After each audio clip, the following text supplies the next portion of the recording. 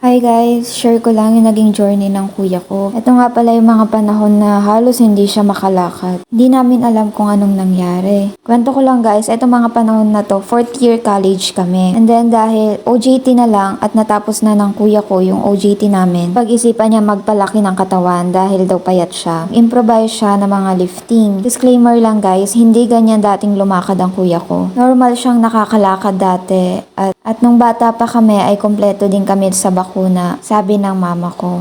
Pagkatapos nag-exercise ng kuya ko, natutulog siya agad. Tapos wala pang damit. Natutuyuan siya ng pawis. After 3 days niyang pag-exercise, nakaramdam daw siya ng ngalay sa binti niya. Nung una akala niya ngalay lang at normal lang. Hindi niya alam ito na pala yung start na hindi siya makakalakad. And after ng ilang araw, nararamdaman niya na parang umaakyat na daw sa may legs niya. Nagpunta kami sa manghihilot, nagbaka sakali na baka maalis yung ngalay na nararamdaman ng kuya ko, pero mas naging worse pa.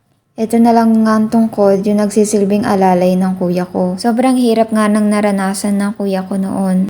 Hindi nga magawa ng kuya ko yung mga gusto niyang gawin. Kahit gustong lumabas ng kuya ko, hindi niya din magawa. Maski nga yung pagbalat neto, hindi niya magawa para daw siyang walang puwersa. Sinubukan nga din namin pumunta sa iba-ibang doktor. At sinunod namin lahat ng sinabi nila na magpa-blood test, blood chem, x-ray, kung ano-ano pang test.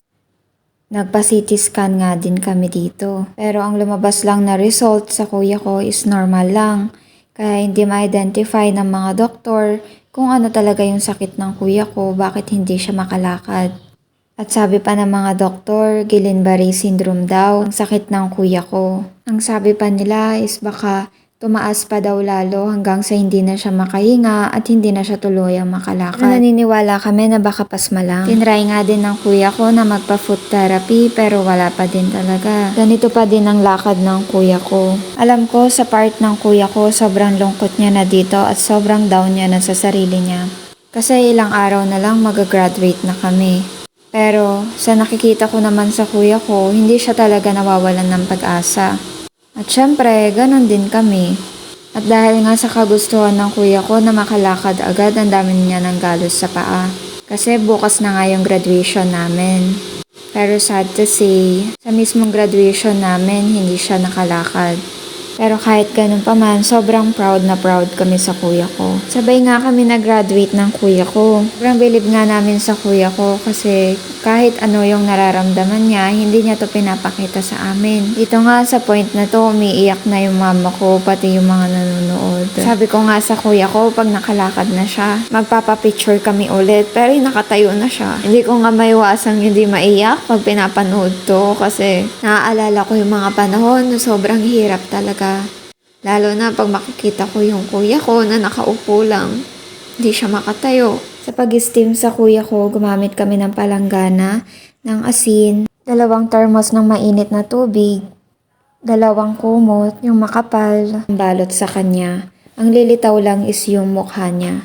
Tapos upuan, eto nga pala yung uupuan niya. Pero dapat ang pagkabalot nyo sa kanya is walang lalabas na hangin. Dapat mukha niya lang talaga yung lumilitaw. Tapos tigilan nyo lang after 30 minutes or kung lumabas na yung mga pawis niya. Palanggana nga na may mainit na tubig at asin ay ilalagay nyo doon sa ilalim ng inuupuan niya. After a month nga na pag-steam sa kuya ko, sobrang laki ng improvement sa kanya. Every other day nga yung pag-steam sa kuya ko.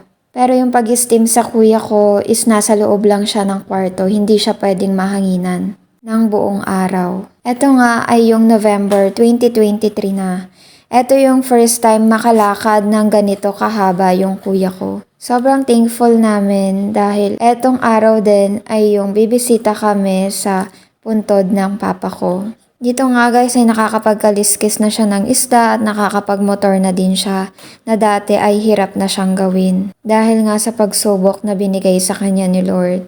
Ito nga yung first time niya magamit ulit yung single niya. Sobrang saya niya dito. Etong buwan na to ay January 2024 na. Kung isa ka din na tulad ng kuya ko na bigla na lang hindi makalakad, huwag kang mawawalan ng pag-asa. Dahil walang binibigay si Lord na pagsubok na hindi natin kayang solusyonan.